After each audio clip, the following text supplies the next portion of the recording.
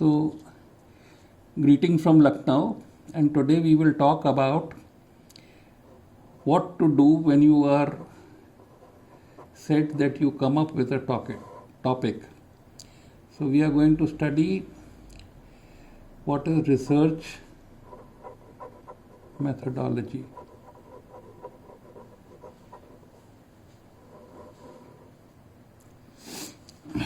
So, why do we do research?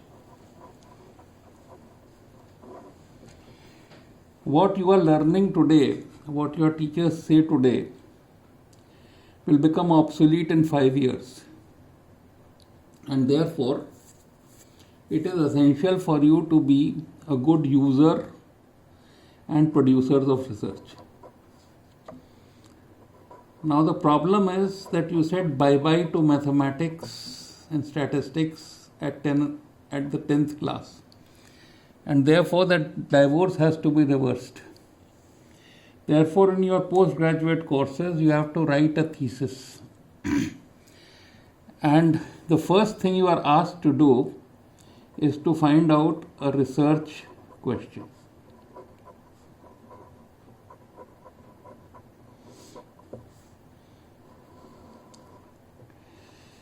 You see, a research question is something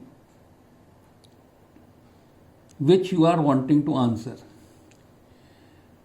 So, whatever you want to answer, in your heart of hearts, you should think that it is important to answer. And how does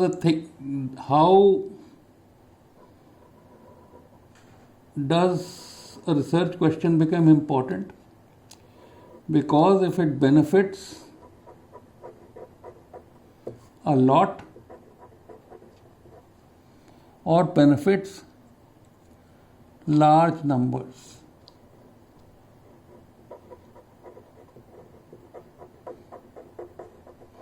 But before you make a list of research questions and then try to choose an answer,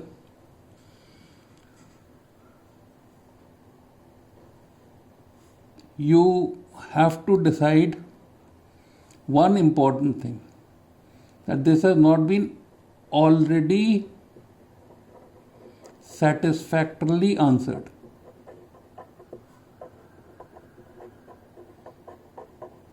It may be answered, but that answer may have faults. It may be wrong.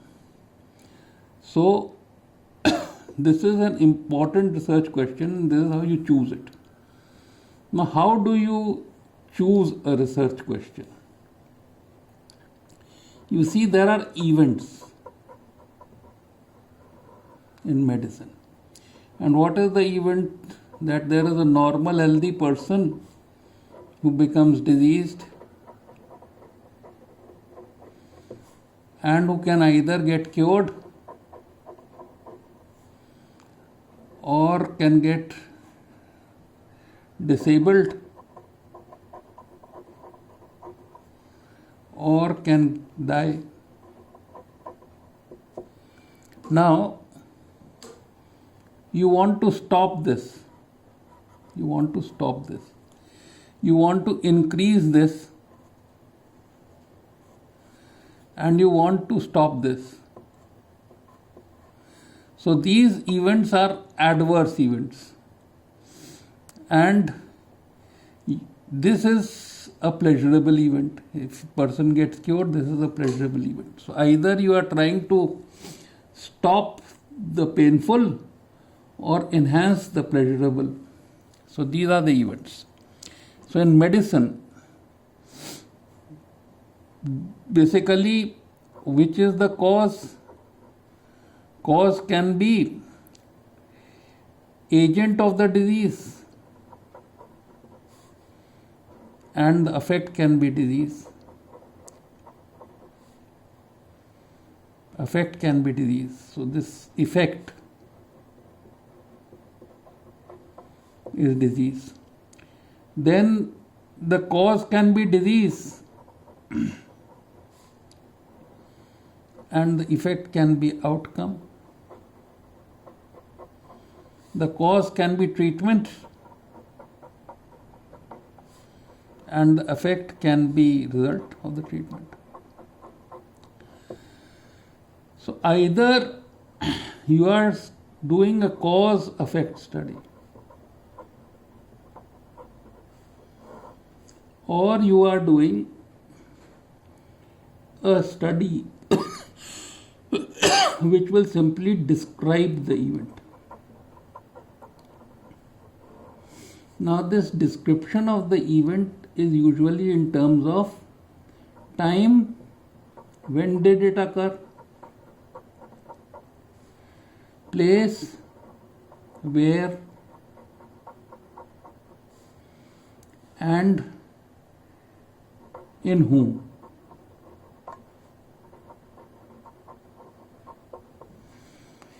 So when, where, in whom, and the other fourth is then what.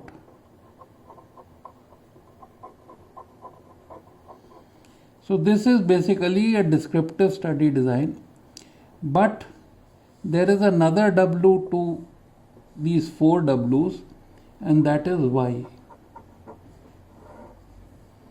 Why did it occur? So this up to here is descriptive. Up to these three is descriptive: time, place, person, distribution. Why becomes causality? Causality study. Why this happened? What? And this becomes a management issue. What should we do? What strategy?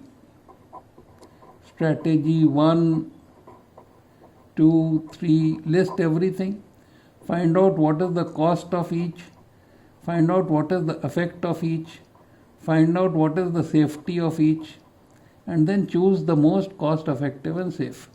For example, there are 3 vaccines available to prevent the COVID-19, the AstraZeneca, the Moderna, and the Pfizer. So you do a cost, effectivity and safety study of the 3 strategies and choose the best.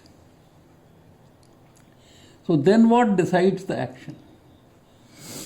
So this, in short, is the paradigm in which you will have to choose your subject.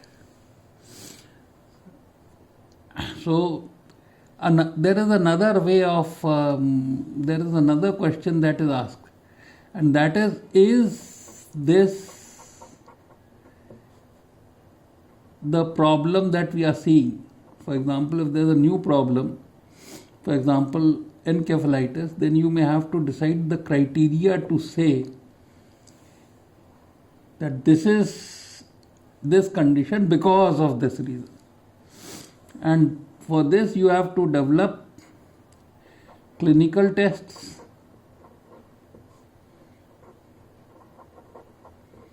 and you have to develop diagnostic tests, which may be investigations. These investigations may be related to imaging, may be related to sophisticated measurement, may be related to biochemistry, immunology, hematology, or pathology, histopathology. So all these things you use to say that this problem is this condition. So that whenever you say, you are very sure that this only and not something else. So if you diagnose a condition wrong, for example, if you say it is X is present, and here you say X is minus, this is your diagnostic protocol which is saying X is present or X is minus. And this is the truth, X is present, X is minus. So here you are truly saying X positive. So this is called as true positive. And here you are saying truly saying negative, so this is true negative. But here the situation is false positive and here it is false negative. And basically you are trying to increase the true squares, numbers in the true squares, and trying to decrease the numbers in the false squares. So this is the type of diagnostic tests that you can choose in your research question. So basically three: either you are describing the event of interest, which is time, place and person distribution, or you are ascribing causality from agent to disease, disease to outcome, or treatment to result, or you are doing a management strategy trying to assess which is the most cost effective and safe strategy to follow to achieve prevention of badness and enhancement of goodness. And finally, you are trying to find out that the microscope by which you are seeing the clinical test, the clinical examination and the diagnostic parameters, how accurate they are. How many times you can get true positive and true negative as related to false positive and false negative. What is the proportion? What is the accuracy? So those are the diagnostic tests. So these are the types of study from which you can choose. Now in very short, I am going to introduce you to a time, place, person distribution study which made a huge difference. And that you must have seen in the video that I forwarded, and that was about the acute encephalitis syndrome, in which has been affecting people, about 5,000 people from UP, Bihar and Assam for about 37 years. 5,000 children have become disabled, 20% of them have died. So it was a huge problem, and what we did in AIIMS Patna, that we tried to chalk the time, place and person distribution of acute encephalitis syndrome, and we made micro maps using EpiInfo. So the distribution came something like this. These sizes of the squares marked the distribution. This was the Saryu river, this was the Gandak river. So this was UP and this was Bihar, and there were some here also. But these occurred pre-monsoon and these occurred post-monsoon. By seeing this, you were able to say that this epidemic is limited by a river. And this took time from pre-monsoon to post-monsoon. So you have a river which limits the condition. It doesn't allow it to go south. So we hypothesize that a river has a north bank and a south bank, south bank and a north bank. And supposing somebody has the virus here and leaks it in the stool on the river side and washes the stool here, the virus would carry down like this. It will not be able to cross the midstream, and somebody is drinking water from this. So it gets into his intestine. And you cannot see him. He may get diseased or he may simply be a carrier. And most of them are carrier. It says that the rule of epidemics is that if there are 1,000 carriers, you will see one case. So if there are 5,000 people getting involved per year, then there may be 50,000 people who are carriers spreading the disease. So this is the etiology that was suggested, and we said that wherever there is a bridge, you put deflectors like this so that this midstream is directed towards the north bank and it dilutes the feces so that there is no spread. But they didn't agree to this, but they agreed to a clean water campaign in Muzaffarpur. And that clean water campaign, the results are that there were 1437 cases in 2014, and by the clean water campaign post there were only 64. So this is an example of a good time, place and person distribution study which has started saving more than 1,000 cases of acute encephalitis syndrome just by a clean water campaign. It has been followed widely in UP now also. This was from AIIMS Patna. So here is an example of a descriptive study. Now you would go on to a causality study.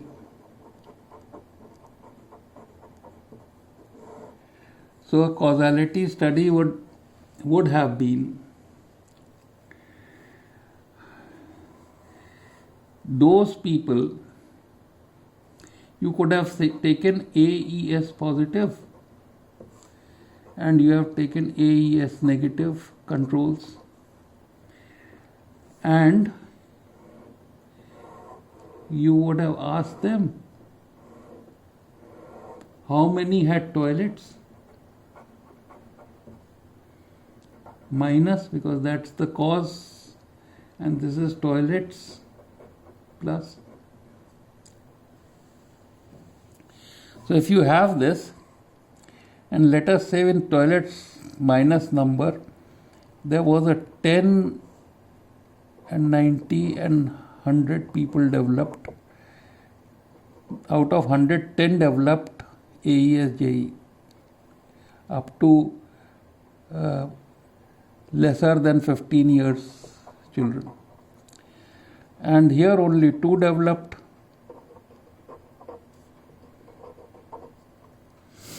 Therefore, the risk of developing the disease in toilet negatives, or where the cause was present. Toilet negative means going on the river side. The risk was 10 upon 100. And the odds of getting the disease was 10 upon 90. Notice the difference here in the odds. The 90, the denominator, does not include the numerator. So it can be greater than 1. But the risk, since the denominator includes the numerator, the risk can never be greater than 1. And in this, with toilet positive, there was 2 upon 100, and here it was 2 upon 98. So if you divide this by this, you get an risk ratio, and if you divide this by this, you get an odds ratio. So if in the two groups the ratios were same, the value of the risk ratio and odds ratio will be 1. This is called as null value. And if you repeat this study 100 times, this point estimate of odds ratio or risk ratio, here it is 5. Risk ratio is 2 5s are 10, 5. So then this, if you do it again and again, it can go up to 3, it can go up to 7. So this point estimate would become an interval estimate. If you do a study 100 times and 95 times the value of risk ratio is between 3 and 7, then this is called as 95% confidence interval. It is called as 95% confidence interval. All right. And if this does not contain 1, that means the association between cause and effect is significant at 95% confidence interval. Another statistics you get is p-value. So supposing we say p is equal to 0.05. This simply means that there are only 5 out of 100 chances that the difference, that the risk ratio that you are seeing or the odds ratio you are seeing is by chance. So if it is 0.01, there is only 1 in 100 chance that what you are seeing is by chance. So there are 2 methods of finding out that this value is in the study population. What will happen in the target population? That is the significance. So there are only 5 out of 100 chances that you are likely to get a different result. Or if you do the study 100 times, you will get the value between this and this. That is 95. So there is a confidence interval approach and there is a p-value or the probability approach of testing the significance of the problem. So this is the magnitude of association and this is the significance of association. Okay. Now these causality studies can be of 2 types.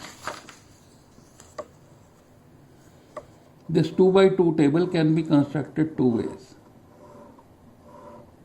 You can take cases and controls and go back and study whether the effect was positive or negative. So here it was that you took AES cases and AES controls, who got the disease, who did not get the disease, and tried to find out who went to the toilet and who went to the river. So those who went to the river were exposed, those who went to the toilet were not exposed. Or those who were taking contaminated using soap were not exposed, and those who were using mitti were exposed.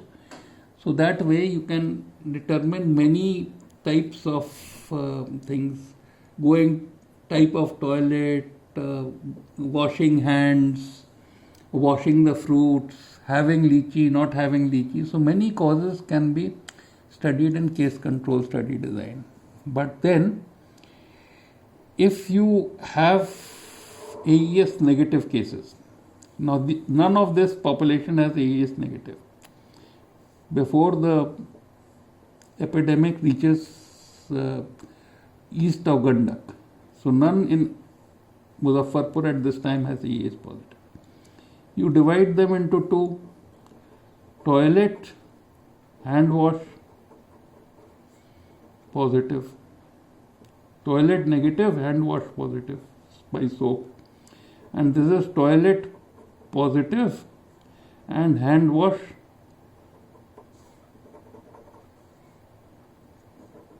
positive. So these are protected, these are exposed. You follow them forward in time and find out how many had AES and how many did not. So this becomes a forward or a cohort study, or it becomes a cohort because this is a cohort, or a prospective study.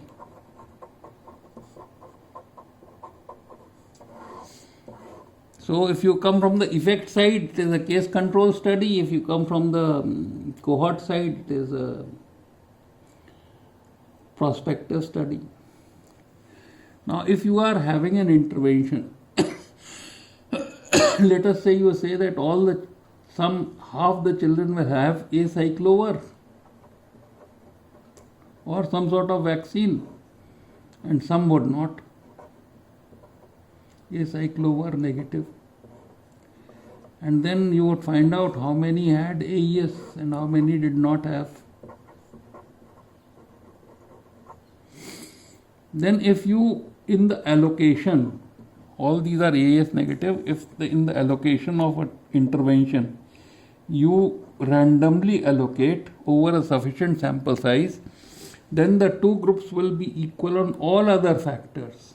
For example, toilet, hand, everything, except the treatment. So these studies are called as randomized because there is a random allocation, and controlled because there is a control. Acyclovir negative cases are also taken into account. So this is an RCT, randomized controlled trial. This is a cohort study and this is the case control study design. All right. So after the research question,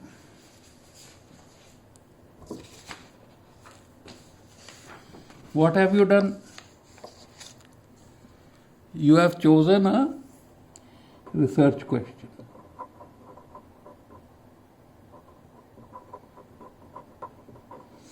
You have chosen an important one. You have chosen one that has not been answered. You'll have to prove this. And which means there's a need to do research. The second thing, that you have chosen a beautiful title which says everything in short. The third thing, you have chosen a study design by which you will decide. The fourth thing you have decided is a sampling frame as to how and where will you get the patient from. Supposing you are getting the patient from directly the community, it is a community sampling frame. And usually if there's a universe like this, cloud, huge thing, and you are wanting to choose a sample, you should be able to select these people randomly. So here it is random selection, because this random selection will take away a selection bias. So the sampling frame, how did you select? And the fifth thing is the sample size. How many patients would give you the... You see, as the sample size increases, this is a low power microscope, you may not be able to see these two things as different. But if there's a high power microscope, which is a greater sample size, then you may be able to see these 2 points as different. So as sample size increases, your power to see two things as different, two readings as different, goes on increasing. So this is about the sample size. Then you must find out that what is your instrument which decides what data should you collect. So it should be comprehensive. If it's a causality study, it must measure all cause, measure the cause, measure the effect, measure the confounders, that means other explanations of the effect. So cause, effect, confounders have all been measured. It should be precise. That means if this is a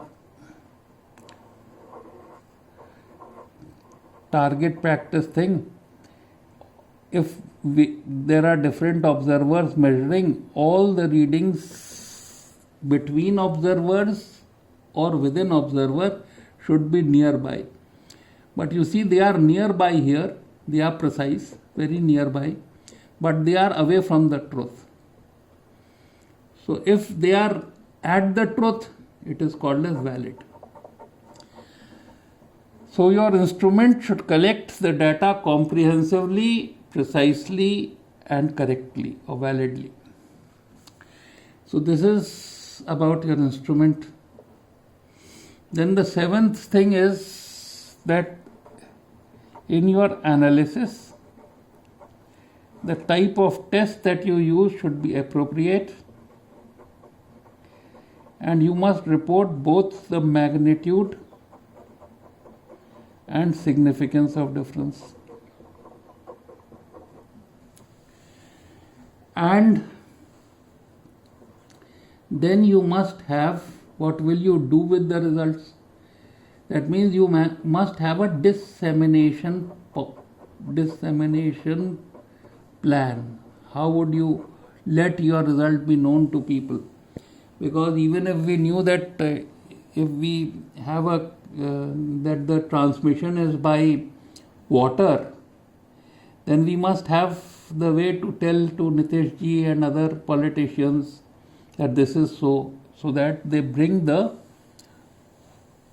finding or the research finding into an action so that it benefits society. Dissemination plan. And finally, you must be able to state what good can it do, how many people will benefit, and to what magnitude.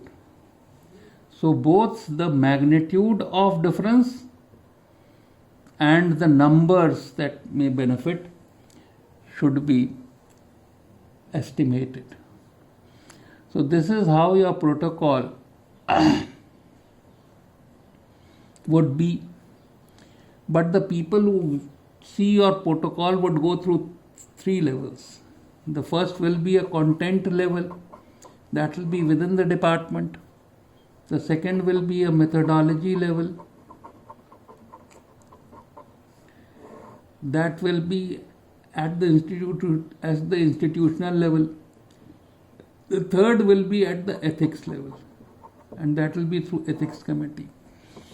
So ethics means beneficence and non-maleficence. That means you will benefit but not harm the study population. And if the thing is not correct in content and methodology, it is unethical. It should not be done. So content and methodology must come first before you say ethics is right. So when it goes to these 3, the people are very busy people who form these committees. So you must be able to write a very, very good summary. All right, or abstract of your proposal so that it gets the approval or funds or publication or can get converted to action and benefit the society. So this is what I have to say. Now I will try to help you with your questions. Thank you.